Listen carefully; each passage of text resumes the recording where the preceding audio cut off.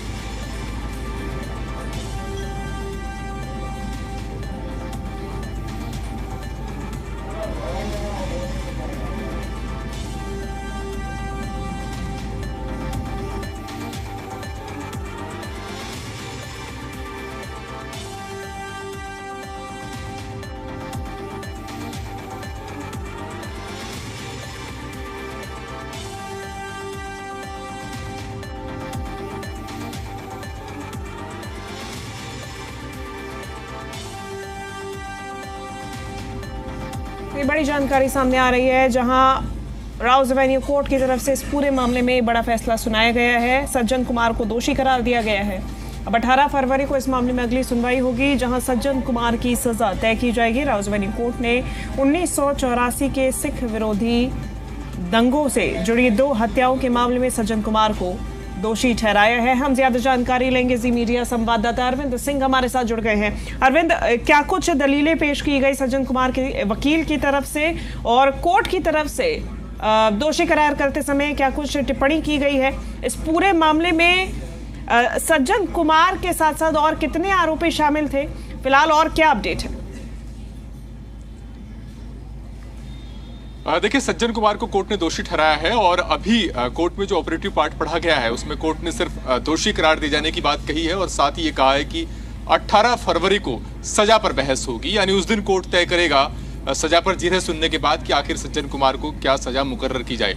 हालांकि जिन धाराओं के तहत दोषी करार दिया है उसमें हत्या की धारा भी शामिल है, लिहाजा इस मामले में उम्र कैद मिनिमम सजा है और अधिकतम सजा फांसी तक की सजा हो सकती है। ये कोर्ट पर निर्भर करता है कि वो क्या सजा मुकर्रर करता है। लेकिन आखिर अदालत ने किस आधार पर सज्जन कुमार को दोषी माना, कोर्ट के सामने क्या क्या तथ्य रखे गए थे जिनके आधार पर कोर्ट ने माना, इसको लेकर के अभी जब विस्तृत आदेश आ जाएगा निचली अदालत का तो ये साफ हो जाएगा। अभी सिर्फ ऑपरेटिव पार्ट कोर्ट में पढ़ा गया है। लेकिन आप समझ सकते हैं कि 1 नवंबर 1984 को हुई हत्या का ये मामला है सरस्वती विहार इलाके में, जब एक भीड़ एक सिख परिवार के घर पहुंच जाती है, 2 सिखों को जिंदा जला देती है, जो बाप और बेटे को, और बाकी घर में तोड़फोड़ करती है, परिवार के दूसरे सदस्यों के साथ भी मारपीट करती है। और आरोप ये लगाया गया था कि सज्जन कुमार भीड़ का नेतृत्व कर रहा था। वो न केवल इस हिंसा में शामिल था बल्कि लोगों को हिंसा के लिए उकसा रहा था और उसके उकसावे पर भीड़ ने, जो दंगाई भीड़ थी, उसने 2 सिखों को जिंदा जला दिया। तो ऐसे में आरोप बेहद संजीदा है और वो आरोप आज साबित हुए हैं। लेकिन इसका एक दूसरा पहलू भी है। पहलू ये कि 1 नवंबर 1984 को यह घटना हुई है और आज जब फैसला सुनाया जा रहा है तो हम 2025 में पहुंच गए हैं और 2025 यानी तकरीबन 41 साल के इंतजार के बाद निचली अदालत ने दोषी करार दिया है। तो अपने आप में यह दर्शाता है कि न्याय का चक्र 84 राइट्स के जो विक्टिम्स हैं उनके लिए कितना धीरे घूमा है, किस तरीके से इंसाफ पीड़ितों को दंगा पीड़ितों को एक लंबा इंतजार करना पड़ा है, और आज भी वो बाट जो रहे हैं, अदालतों के चक्कर काट रहे हैं इस उम्मीद में कि जिन्होंने अपने परिजनों को खोया है उनको कुछ राहत हासिल हो सके। और इस तरह के जब फैसले आते हैं, जैसा आज कोर्ट ने फैसला दिया है, निश्चित तौर पर उन जख्म पर थोड़ा बहुत मरहम तो लगता ही है। हालांकि एक गौर करने वाली बात यह भी है कि सज्जन कुमार को आज जिस मामले में दोषी करार दिया गया है, उसके अलावा दूसरे मामले भी उसके खिलाफ चल रहे हैं, और उनमें से एक मामले में तो उसको हाईकोर्ट ने ताउम्र उम्र कैद की सजा दी है, जिसके चलते वो पहले से ही तिहाड़ जेल में बंद है। और उस फैसले के खिलाफ उसकी अपील हालांकि सुप्रीम कोर्ट में लंबित है। सुप्रीम कोर्ट से उसने जमानत लेने की भी कोशिश की, लेकिन वो मिल नहीं पाई, और सुप्रीम कोर्ट ने भी माना कि जिस तरह के आरोप सज्जन कुमार पर थे उस केस में वो बहुत संजीदा है और ऐसे मामलों में यूं ही जमानत नहीं दी जा सकती। तो कहीं ना कहीं कानूनी जो शिकंजा है वो सज्जन कुमार पर पहले ही कस गया था।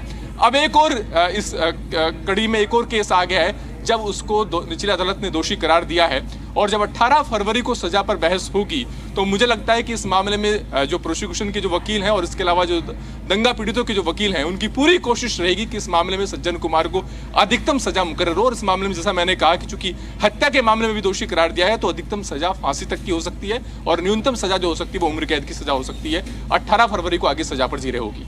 निश्चित तौर पे अरविंद, और जैसा आप कह रहे हैं ये बेहद ही दुखद है कि 41 साल तक इंतजार करना पड़ा है, और उसके बाद भी कई सबूतों के आधार पे चलिए ये न्याय तो उस परिवार को मिला है जो अभी तक पीड़ित था। लेकिन दूसरी तरफ सवाल ये खड़ा हो रहा है कि अब पूरी अगर इस पूरे मामले को देखा जाए अरविंद, तो पूरी उम्मीद है कि सज्जन कुमार की तरफ से हाईकोर्ट में भी अपील की जा सकती है इस मामले में।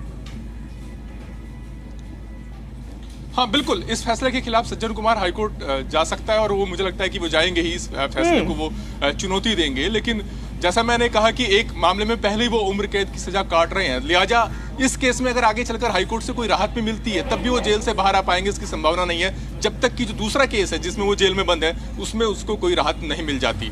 और सज्जन कुमार के खिलाफ सिर्फ इन्हीं दोनों मामलों में ही केस नहीं चल रहा है, कुछ और मामले भी हैं जो निचली अदालत में या हाईकोर्ट में के स्टेज पर हैं, और वहां पर भी कहा जा सकता है कि उनके खिलाफ जो कानूनी शिकंजा कसने की तैयारियां चल रही हैं। लेकिन आप समझ सकते हैं, जैसा मैंने कहा कि 41 साल बाद ये निचली अदालत से फैसला आया है, अभी भी इस फैसले को हाईकोर्ट और सुप्रीम कोर्ट तक का पड़ाव पार करना है, और ऐसे में दंगा पीड़ितों का इंसाफ का इंतजार कितना लंबा है वो इस बात से समझा जा सकता है।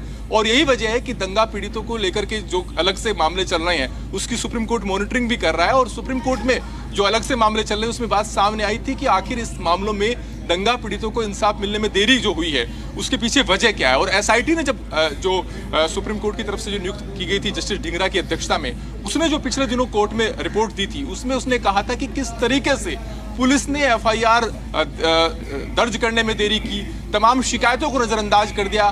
ट्रायल कोर्ट का जो रुख था वो बहुत लचर था, और ट्रायल कोर्ट ने भी कई बार ऐसी अवहेलना की इस तरह के मामलों में जिसकी वजह से दंगा पीड़ितों को इंसाफ नहीं मिल पाया, और जो आरोपी हैं वो एक के बाद एक बचते रहे। तो कहीं ना कहीं प्रोसिक्यूशन की, कहीं ना कहीं इन्वेस्टिगेशन की, और खुद ट्रायल कोर्ट्स की गलतियां रही इस मामले में, जिसकी वजह से दंगा पीड़ितों को इंसाफ मिलने में देरी हुई। और ये बात खुद जस्टिस ढींगरा की जो कमेटी है उसने सुप्रीम कोर्ट के सामने रखी है, और सुप्रीम कोर्ट ने केंद्र सरकार से भी कहा है कि ऐसे मामलों में जहां पर आरोपी बरी हो गए उनके खिलाफ दोबारा से अपील करने के बारे में वो क्या सोच रही है, इसके बारे में केंद्र सरकार को सुप्रीम कोर्ट में जवाब अगली तारीख पर देना है। वो 84 के दंगों का जो एक समग्र केस है जिसको सुप्रीम कोर्ट देख रहा है, लेकिन उसके एक हिस्से में आज दंगा पीड़ितों के जरूर कह सकते हैं कि राहत आई है। जो उनके तन और मन पर जो जख्म लगे हैं वो तो भरे नहीं जा सकते, लेकिन इस फैसले ने एक मरहम जरूर लगा दिया है जो कि सज्जन कुमार को आज दोषी करार दिए जाने के रूप में आया है। निश्चित तौर पे अरविंद, और उम्मीद यही है पीड़ित परिवारों की तरफ से भी कि ऐसे और फैसले आगे आए, क्योंकि कई ऐसे पेंडिंग भी मामले हैं जो अभी तक जिनमें न्याय नहीं मिला है, ये उसकी तरफ एक कदम माना जा रहा है। फिलहाल आपका बहुत शुक्रिया अरविंद, ये तमाम जानकारी विस्तृत तौर पे हम तक पहुंचाने के लिए।